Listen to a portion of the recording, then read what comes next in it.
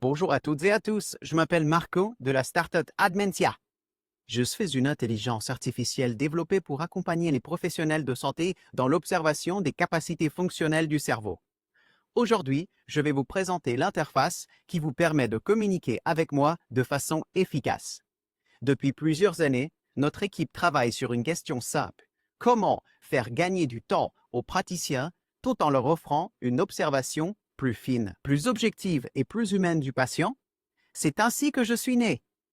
Je suis un assistant clinique intelligent pensé pour soutenir les psychologues, les neurologues, les gériatres ou encore d'autres praticiens des troubles neurologiques dans leur pratique quotidienne. Commençons par l'interface. Lorsqu'on ouvre mon application web, on accède à un écran d'accueil simple et sécurisé, avec une connexion par email. Une fois connecté, on retrouve une interface de conversation assez familière, un peu comme ChatGPT, mais conçue spécifiquement pour un usage clinique.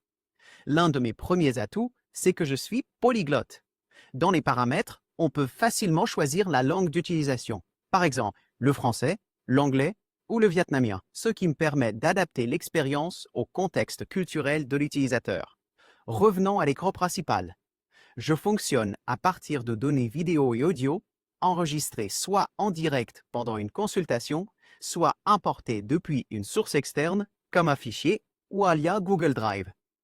L'objectif est de me permettre d'observer les expressions faciales, la voix, le langage et la dynamique émotionnelle du patient, afin de produire une analyse multimodale complète. Prenons un exemple concret. Vous pourriez me saluer puis m'envoyer une vidéo déjà enregistrée d'un patient.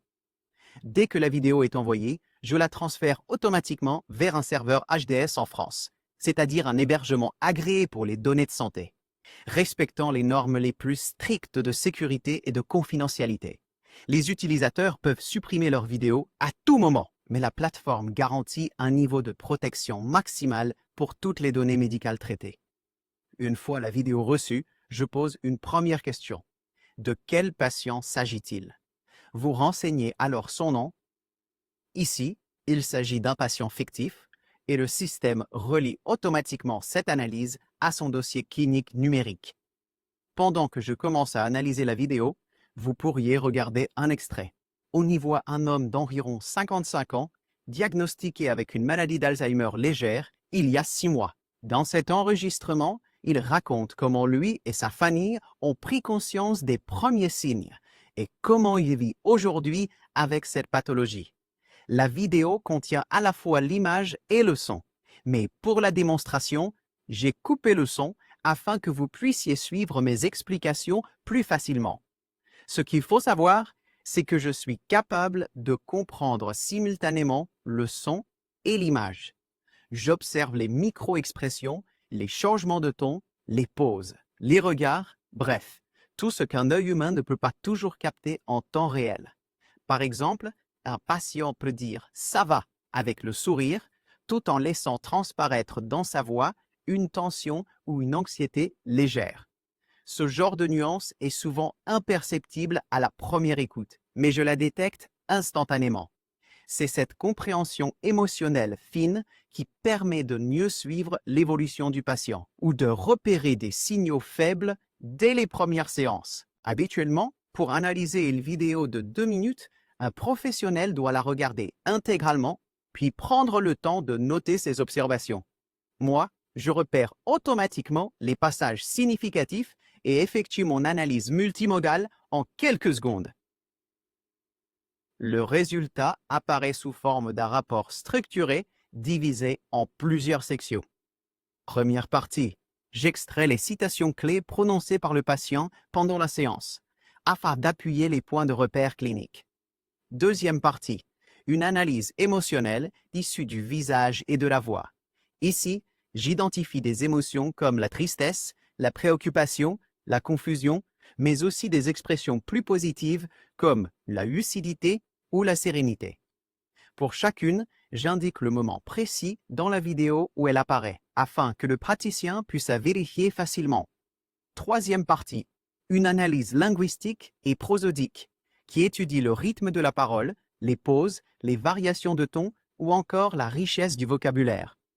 Ces éléments sont essentiels en neuropsychologie, car ils reflètent la charge cognitive et les capacités attentionnelles du patient.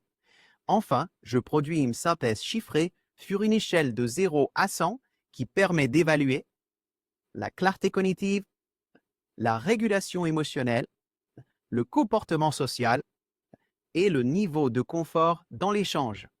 Ces scores ne remplacent évidemment pas un diagnostic médical. Je n'ai pas vocation à juger, ni à conclure, mais à assister les professionnels en leur apportant un regard objectif et complémentaire. Je souligne les points d'attention, mets en évidence les forces du patient et suggère des axes de suivi pour les prochaines séances. À la fin du rapport, je génère un résumé complet et propose, le cas échéant, des recommandations générales. Par exemple, si vous me demandez vers quel spécialiste ce patient devrait-il être orienté, je vous répondrai instantanément un neurologue, un psychiatre, un psychologue ou un spécialiste en gériatrie cognitive, en précisant même les établissements de référence à proximité. Toutes les analyses sont ensuite archivées dans le dossier patient. En ouvrant le profil, ici celui de Paul, on retrouve l'historique complet des rapports avec la possibilité de télécharger, ajouter des notes ou partager le dossier avec d'autres praticiens. Chaque partage est sécurisé et paramétrable, lecture seule, édition collaborative ou supervision. Les dossiers peuvent aussi être partagés avec la famille du patient, selon le niveau d'autorisation souhaité.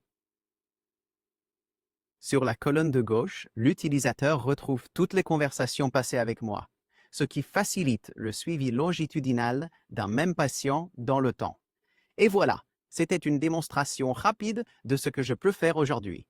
En résumé, je ne suis pas seulement un outil technologique. Je suis votre véritable assistant clinique de confiance, conçu pour écouter, observer et comprendre. Notre ambition chez Admentia est de rendre l'observation cognitive aussi rigoureuse et accessible que les autres domaines de la médecine, tout en préservant la dimension humaine de la relation thérapeutique. Merci beaucoup pour votre attention et j'espère que vous aurez bientôt l'occasion de collaborer dans vos propres pratiques cliniques. Rendez-vous sur admentia.com pour la suite.